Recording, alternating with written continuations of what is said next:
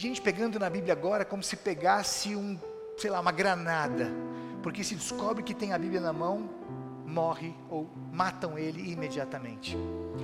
Jesus, incidentemente, nessa semana em que os afegãos estão sofrendo, afegãos cristãos, porque estão morrendo, porque descobrem que eles têm uma Bíblia no seu celular, o texto que aparece como sugestão para esse dia, para esse domingo, é esse, de Marcos 7, 1-7, que diz lá no versículo 13, e tantos aí desprezando a palavra de Deus.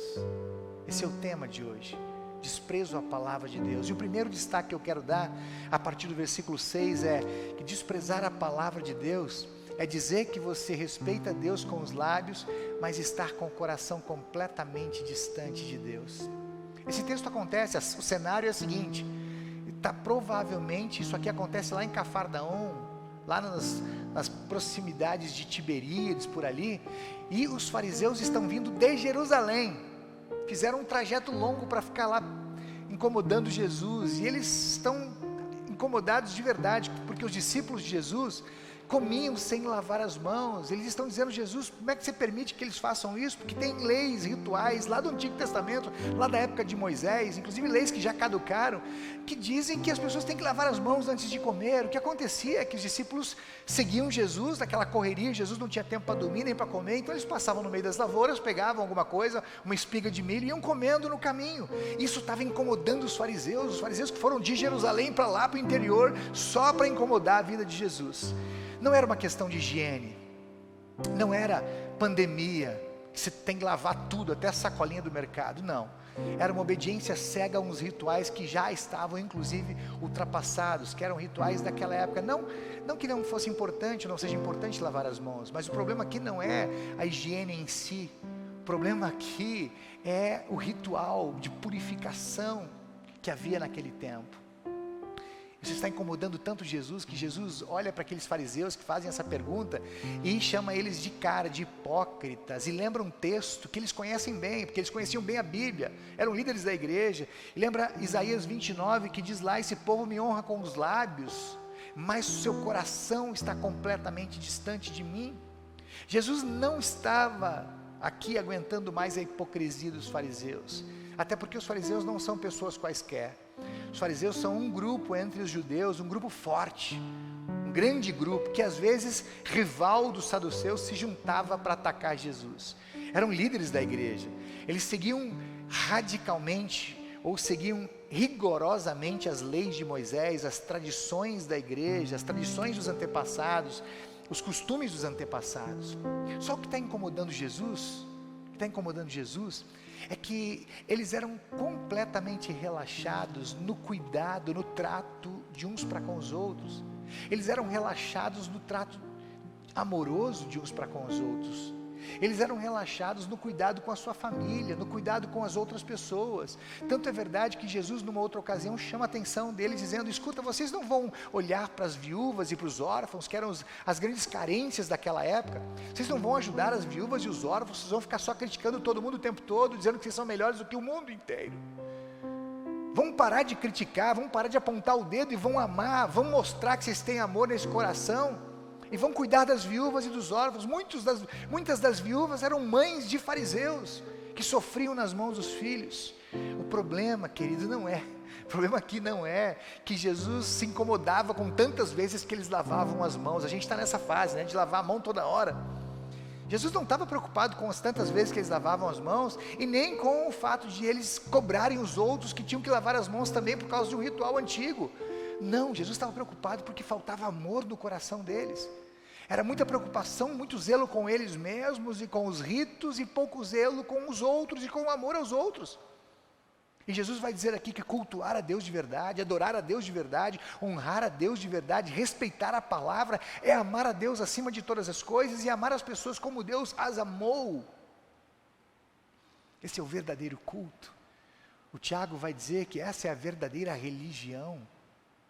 A verdadeira religião é amar, é amor. Portanto, respeitar a palavra é mais do que respeitar os rituais de culto. Mais do que cantar da boca para fora, confessar da boca para fora, é amar aquele que está do seu lado, é amar o seu irmão, é se importar com quem está do seu lado, está precisando de ajuda. Um segundo detalhe, desprezo da palavra, a partir do versículo 8, desprezar a palavra é trocar a palavra por ensinamentos humanos. Essa semana, quando eu mandei o tema para o departamento de comunicação, para que eles preparassem as criações todas, artes e PPTs, a reação de alguns foi: uau, nossa pastor, forte essa palavra, hein? É verdade, desprezar é uma palavra forte, mas é a palavra que está no texto, está lá no versículo 13, e por isso eu fiquei confortável de compartilhar o tema assim, do jeito que está lá. É uma palavra forte, mas ela é necessária. É uma palavra forte, mas eu tenho certeza que no final, porque eu sei o final, e eu sei que Deus não vai deixar a gente sozinho, a palavra não volta vazia, no final o seu coração vai ficar leve com essa palavra. A expressão desprezar a palavra aqui, vai fazer a gente pensar um pouquinho, que a gente pode estar fazendo coisas que a gente nem percebe que está fazendo. A palavra desprezar, ou desprezar, não é algo que nós fazemos apenas quando dizemos que desprezamos. Desprezar não é algo que fazemos quando dizemos em tom, alguma coisa em tom de desprezo, em tom de repugno, em tom de repulsa. Muitas vezes desprezamos apenas ignorando, desprezamos sendo indiferentes, desprezamos não fazendo uso. Por exemplo, um exemplo bem forte também, aproveitando a intensidade do texto, quantos filhos não reconhecem que desprezam os pais quando são perguntados por que deixaram os pais no asilo e há anos não os visitam lá? Guardadas todas as proporções, quantos desprezam a palavra sem dizer que desprezam, ou sem achar que desprezam, mas a ignoram, são indiferentes a ela, não usam a palavra, estão ignorando porque não usam, porque a palavra está engavetada, a palavra está aberta no Salmo 23 ou no Salmo 121, no armário, e fica lá apenas de longe, passam de largo.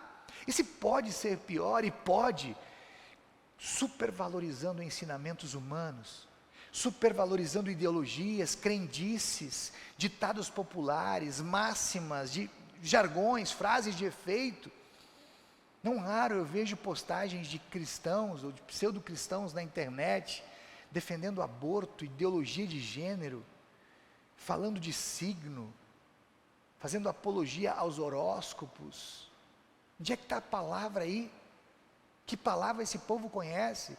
Desprezam a palavra, Jesus está dizendo, desprezam a palavra, trocam a palavra por ensinamentos, por crendices, por ideologias humanas.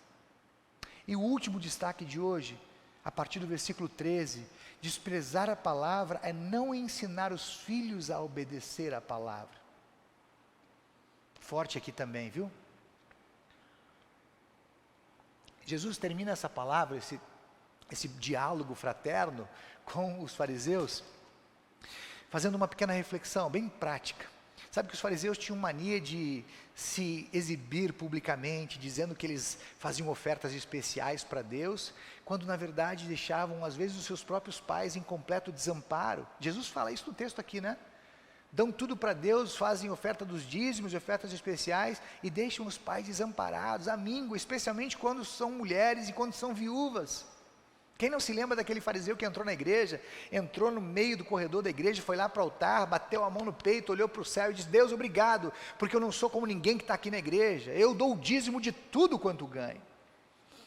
É por isso que Jesus olha nos olhos daqueles fariseus, chama eles de hipócritas e diz que eles estão desprezando a palavra, trocando a palavra por ensinamentos que eles mesmos passam de pai para filho, estão corrompendo a família, os filhos, os netos, porque é isso que eles passam uns para os outros. Sabe, queridos, a gente nem percebe, mas a gente acaba ensinando os nossos filhos muito mais do que com aquilo que a gente diz, com aquilo que a gente faz, com o jeito como a gente vive. A pandemia potencializou uma preocupação grande que a igreja já tinha. Onde estão as crianças na igreja? Onde estão os jovens na igreja? Onde estão os adolescentes na igreja? A igreja está envelhecendo. Tem gente fazendo cálculos de que a igreja, muitas congregações locais, tem 30 ou 40 anos de vida, porque as pessoas que estão lá têm acima de 50 anos. Onde estão as crianças, os adolescentes e os jovens? Essa semana fiz uma visita pastoral de uma família que chegou de um outro lugar para cá, e essa foi uma das preocupações que eles disseram, colocaram na mesa: pastor, a gente vem de uma igreja que não tem crianças, não tinha crianças nem jovens. A gente estava desesperado, que temos filhos. Sabe por que está acontecendo isso?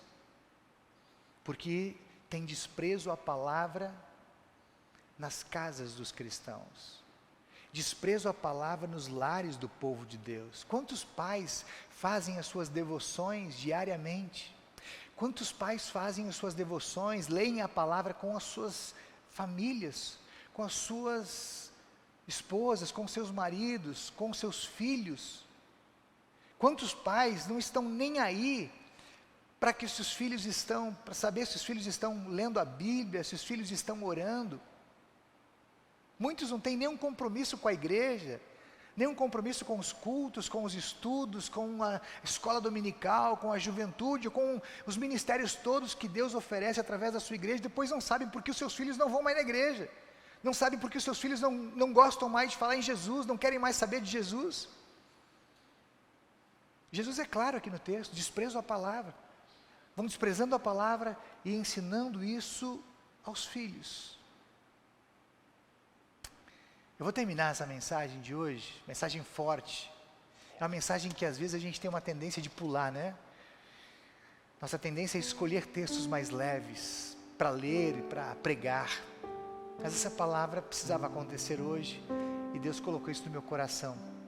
Sabe quando Martinho Lutero explica o terceiro artigo do Credo Apostólico, o terceiro artigo não, quando o Martinho Lutero explica o terceiro mandamento, que fala da vontade de Deus para os seus filhos, de que todos os filhos estejam todos os fins de semana na igreja, ele vai dizer assim: devemos temer e amar a Deus e, portanto, não desprezar a pregação e a sua palavra, mas considerá-la santa, gostar de ouvir e estudar.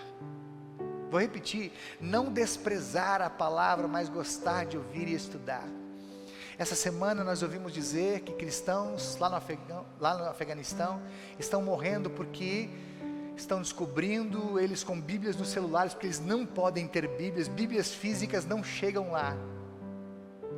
E eles estão sendo sacrificados. E exatamente nesse contexto, Jesus hoje fala conosco nessa palavra de pessoas, e tantas pessoas que desprezam, que são indiferentes, que não usam a palavra de Deus. Quanta liberdade a gente tem de estudar a Bíblia, onde quer que a gente esteja, no trabalho, em casa, no carro, na rua. Abrir a Bíblia, simplesmente abrir os nossos livros físicos, abrir os nossos aplicativos e ouvir Deus falar conosco. Quanta liberdade, quanta fartura de palavra. A gente podia ouvir a Bíblia todo dia, o dia inteiro, sem que alguém sequer nos ameaçasse de algum castigo, tampouco de morte. Mas talvez por isso a gente valorize tão pouco a palavra. Talvez por isso a gente facilmente a despreze, porque tem muita fartura, tem muita abundância. Mas nesse cenário todo, nesse contexto todo, a boa notícia que eu quero dar para você é que Jesus não se cansa de querer falar conosco na sua palavra. Jesus não se cansa de nos oferecer oportunidades para ouvir a palavra, como está acontecendo aqui agora. Jesus não se cansa de desejar que a sua palavra seja o nosso prazer, que a gente goste de ouvir, que a gente tenha fome e sede, que ela seja para nós doce como mel, como já disse o salmista. E Jesus usa recursos para isso, para que essa mensagem chegue na gente. Ele usa a própria palavra, como aconteceu hoje em Marcos 7, mas Jesus usa histórias do dia a dia, como essa dos nossos irmãos cristãos lá do Afeganistão. Eu desejo, do fundo do meu coração, que a nossa relação com a palavra de Deus seja diferente a partir de hoje, para o nosso bem e para a honra e glória do nome de Jesus. Amém.